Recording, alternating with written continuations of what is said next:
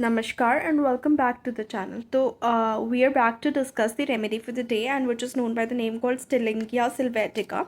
इसको queen's root नाम के प्लांट से बनाया जाता है जिसकी फैमिली है यूफोरबिएसी। तो ये हमारी रेफरेंस बुक है Boericke's new manual of homoeopathic materia medica with repertory. तो ये किस किस चीज़ों के लिए यूज़ हो सकती है वो हम आज डिस्कस करते हैं। Chronic periosteal rheumatism. अब ये जो पेरियोस्टियल रिमेटिज्म है ये आर्कैक टर्म है यानी ओल्ड टर्म है और अभी रिसेंट मेडिकल टर्म्स में यूज़ नहीं होता है। बेटर टर्म इसके जगह पेरियोस्टाइटिस यानी inflammation of the periosteum layer of connective tissue surrounding bone. अब इसमें क्या होगा, पेन जो है रिमेटिक टाइप का होगा लेकिन पेरियोस्टियल लेयर का इन्फ्लेमेशन होगा और उसमें दर्द और भी चीज़ें जो सिम्टम है उसके वो आएंगे।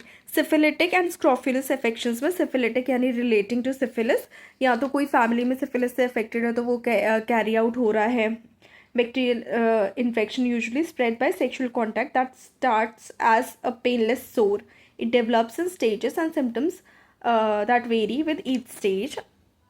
इसमें क्या है, हो सकता है पहले पर्सन को सिफिलिस रह चुका हो, उसके सिम्टम्स कैरी हो रहे हो, या फिर आसपास किसी को सिफिलिस हो जिसकी वजह से वो अफेक्ट हो रहे हों, तो उस टाइप के कॉन्स्टिट्यूशन में दे सकते हैं। स्क्रोफिलस अफेक्शन, स्क्रोफिलस बेसिकली होता है डिजीज्ड वियर डाउन पर्सनालिटी या फिर रिलेटिंग टू ट्यूबरक्यूलोसिस और ट्यूबरक्यूलोसिस ऑफ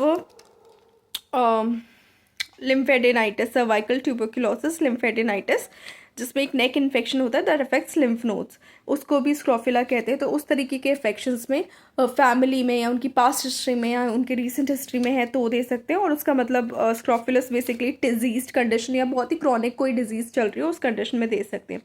रेस्पिरेटरी सिम्टम्स जो है वेल मार्क्ड है। टॉर्पर ऑफ लिम्फेटिक्स यानी लिम्फेटिक्स बहुत लेजी हैं, कम काम कर रहे हैं, लिथार्जिक हैं, उस सिचुएशन में दे सकते हैं। टॉर्पिड लिवर भी धीरे काम कर रही है, कम काम कर रही है विद जॉन्डिस एंड कॉन्स्टिपेशन, क्योंकि लिवर कम काम कर रही है तो डाइजेशन में थोड़ी कोई ना कोई तकलीफ तो होगी ही होगी।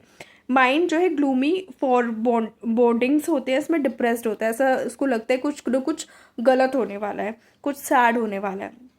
यूरिनरी सिम्टम्स में यूरिन जो है कलरलेस होती है, deposits white sediment, urine milky and thick इसमें देखी जाती है। रेस्पिरेटरी सिस्टम में ड्राई स्पास्मोटिक कफ है, लैरिंग्स जो है कॉन्स्ट्रिक्टेड है विद स्टिंगिंग इन द फोसिस, यहाँ पे जो है कॉन्स्ट्रिक्शन फील होगी उसको गले में पेशेंट को। ट्रेकिया फील्स सोर व्हेन प्रेस्ड, होर्सनेस देखी जाएगी। Chronic laryngeal infections and public speakers यानी रेस्पिरेटरी सिस्टम भी इसका मार्क्ड है, तो अगर बाकी चीज़ें मैच कर रही है तो रेस्पिरेटरी कंप्लेंट्स के लिए भी इसको यूज़ किया जा सकता है।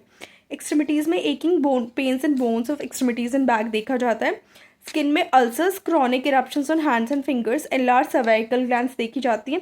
Burning, itching of legs, worse exposure to air ये देखा जा सकता है। एग्जॉस्टोसिस के केस में यानी bone growths that are not cancerous, tumours of bones regard कर सकते हैं, एक अच्छी खासी बोन पे एक ग्रोथ हो रही है बोन की, उस केस में इसको यूज़ किया जा सकता है। स्क्रोफिलोडर्मा के केस में इसको यूज़ किया जा सकता है। बेसिकली वो स्किन कंडीशन होती है that is caused by tuberculosis. It's a rare but significant form of mycobacterial infection that can lead to skin ulcers and abscesses. Tuberculosis में जब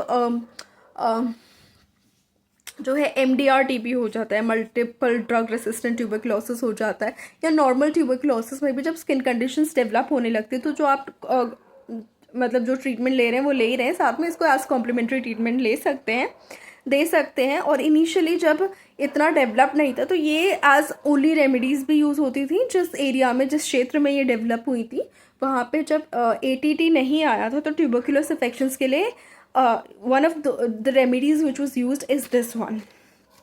तो ये आप ले सकते हैं। Secondary eruption and later symptoms, against जो सेकेंडरी स्टेजेस हैं क्रॉनिक डिजीजेस के, उसमें ये देख सकते हैं। Valuable for intercurrent use. अब इंटरकरेंट यूज़ का मतलब ये होता है कि कोई ना कोई एक तो डिजीज़ के केस में हो गया कि कोई डिजीज़ चली आ रही है, उसमें एक बीच में इन्फेक्शन हो गया तो इंटरकरेंट इन्फेक्शन हो गया, इंटरकरेंट बैक्टीरियल इन्फेक्शन।